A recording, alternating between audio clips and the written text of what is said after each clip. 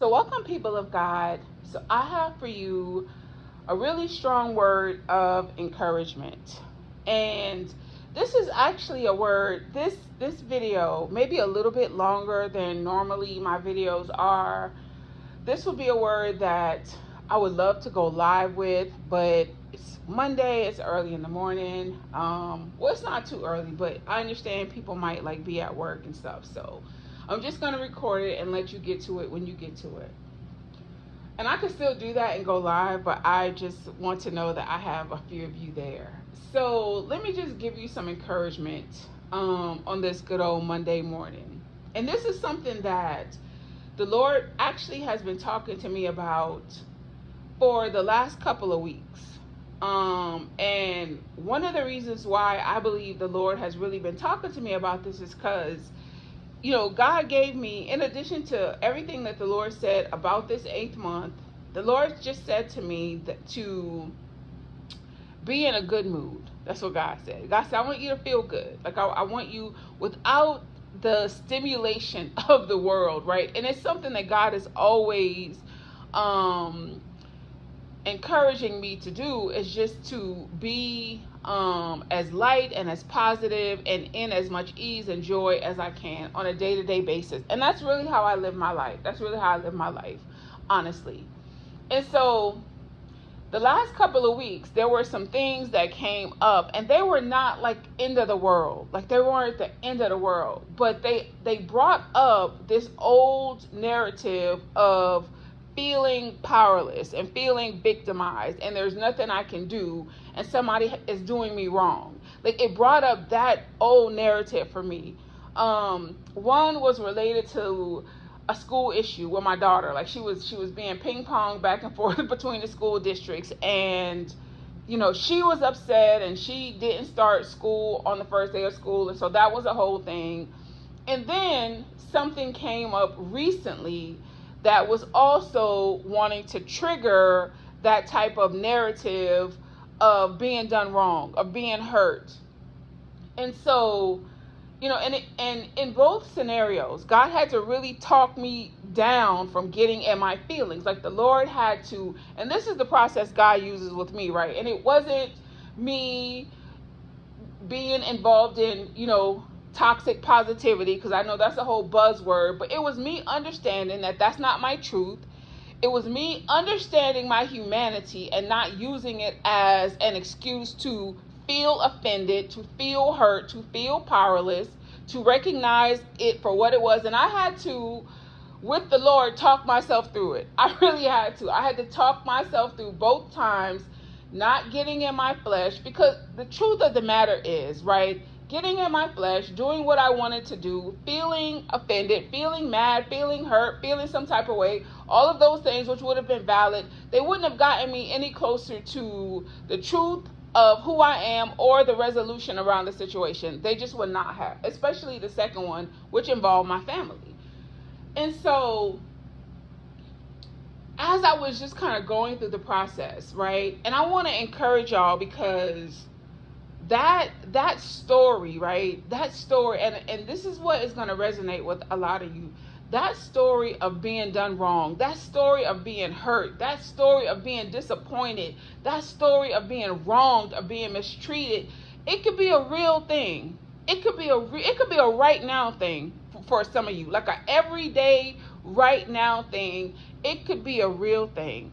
I put a passage of scripture on the community page last week, because again, I told you God been dealing with me for a couple of weeks, where the same people, and this is what we miss about the crucifixion of Jesus Christ, the same people that on Palm Sunday that was throwing down palm leaves and celebrating Jesus and saying, "Oh, Hosanna," those were the same people that when Pilate said, "This man has been accused of a crime," right? But I could throw somebody away, right? I could get rid of one of them. What should I do for him? Those same people said, "Crucify him." Those same people that he only wanted to love on and help and heal, those same people. And in our lives, to some degree, we've done the same thing, knowingly or unknowingly. We've done the same thing. and turning our back to the truth. We've decided that the way that we live, the way that we feel, and what we see is bigger than the finished work of the cross. And so we're in doubt, we're in discouragement, and we feel powerless to decide, I'm going to believe the word. I'm going to believe that there is victory in the finished work of the cross. And so God was telling me, I know how it feels, daughter. Trust me, I know how it feels. But you can get past this moment. This is not your truth. And what it really was, it was touching some old wounds. It was touching some things. And God said, you know how you're supposed to deal with the old? You're supposed to forget it. You're supposed to forget it. And I had to talk myself through that moment. I had to know that there is a truth about who I am right now that is stronger than what people are saying and how I am feeling and what I am going through, especially the family thing. Especially the school thing, it sucked. It felt, it wasn't necessary. And it did feel personal at first, but it wasn't. But the family thing definitely did, right? Because, of course, but even in that, y'all, I want to let you know that it's happening for you. Every single thing that's coming up right now that's triggering you, it's happening for you. And I know that there are some of you that have been like, no, you don't understand what I've gone through. You don't understand the trauma that I've gone through. And I don't. And I'm not trying to negate or not validate it. But I am telling you that right now you have a decision to make. You have a choice to make. A matter of life and death, blessings and curses.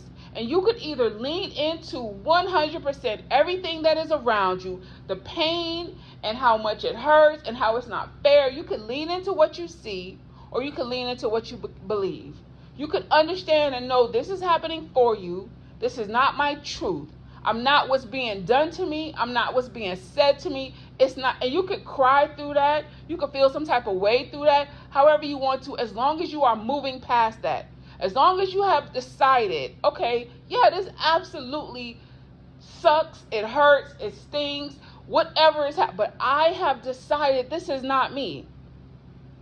I used to agree with how people treated me, and that's me. And then the church pacified by me always having to try to rebuke a spirit of rejection. Somebody doing me wrong. So you know what really destroyed that whole thing was me just knowing who I am. Me just knowing who I am. I had to learn to have grace with people. I had to learn and understand that misery indeed loves company, that hurt people, but I choose not to be hurt. I choose not to be offended. I choose not to be. I choose to be stronger than this. In my heart, in my soul, with all that I am, I choose to be stronger than this. This is not my truth. This is not my truth. And like Jesus did on the cross, right? Like the powerful example that he gave, because I ain't strung up on nobody's cross. I ain't about to lose my life over this thing. I know it hurts, but I ain't about to die in this. So if Jesus could say to his Father, forgive them, they don't know what they're doing, I could walk in the same kind of grace. I could say, you know what? I'm getting ready to forgive you. I'm getting ready to let this go. I'm not getting ready to be bogged down in unforgiveness. And I got too many things on the other side of this that I need done in my life. Do you feel me? And when you've had over and over and over and over, sometimes from out the womb, when you just always felt done wrong, right? And that thing is happening, you literally cannot move past it. You cannot. And this is why I teach y'all about having a renewed mind. This is why I teach you about this. Because sometimes when you're not walking in any kind of light and any kind of truth, then doubt and discouragement is like death. You can't move past doubt. You can't move past it. It wants to take you out.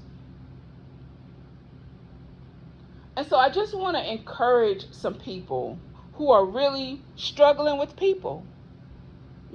I just want to encourage you, if you are struggling with people that you love, people that you pray for, people that you know, people that you can't believe even as of right now. Like I can't believe you doing me this way. I can't believe you really treating me this way. I want you to lean in to asking God, help me to have grace for this person. Help me to have grace for myself. Help me, Lord, to move past this thing. I choose to move past this thing. In this moment, I choose to move past this thing. Now, let me tell you what you don't do when you make that decree.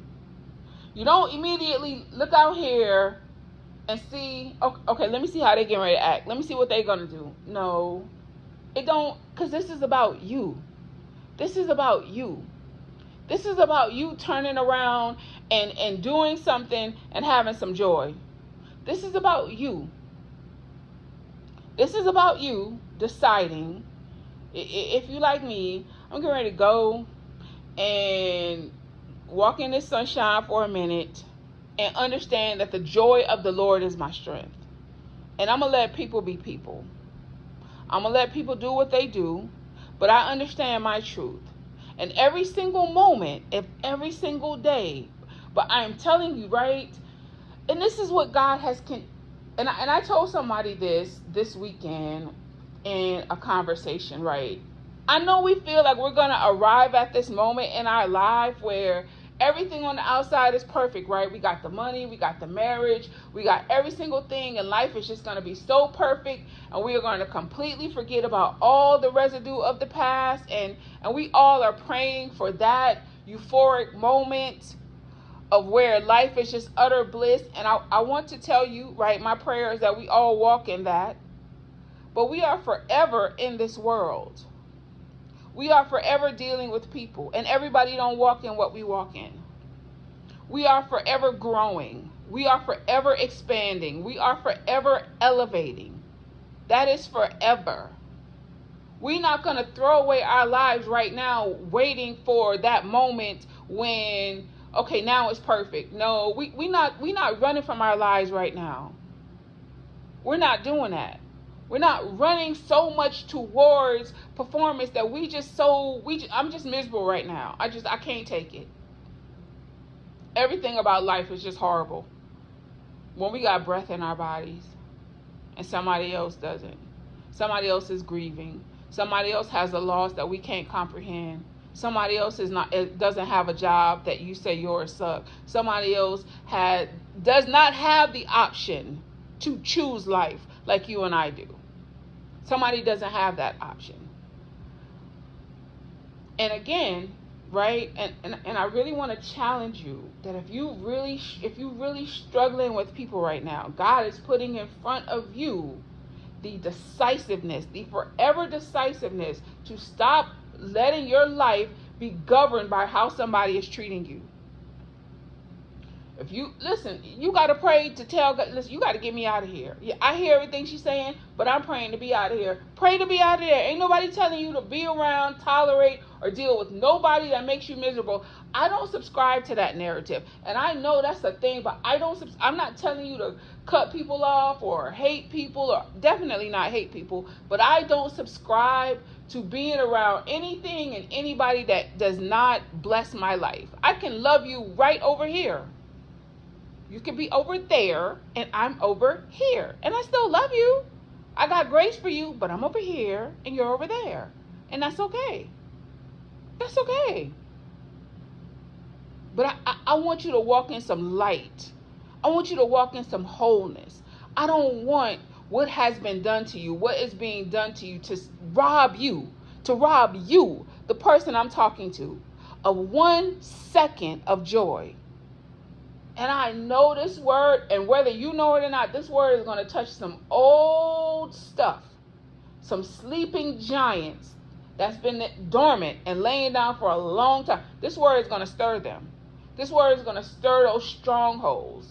This word is going to stir that old, deep-rooted stuff. Stuff you may not have even known was there. This word is going to stir it, because every time somebody does anything to hurt my feelings, and I feel like I'm so far past that, I always got to take a moment and talk myself through it. And I'm like, bruh, I really thought, like, she got me in my feelings a little bit on this good old Monday morning. What's going on? I had a really good, relaxing, quiet little, weekend. And here come Monday morning trying to Monday.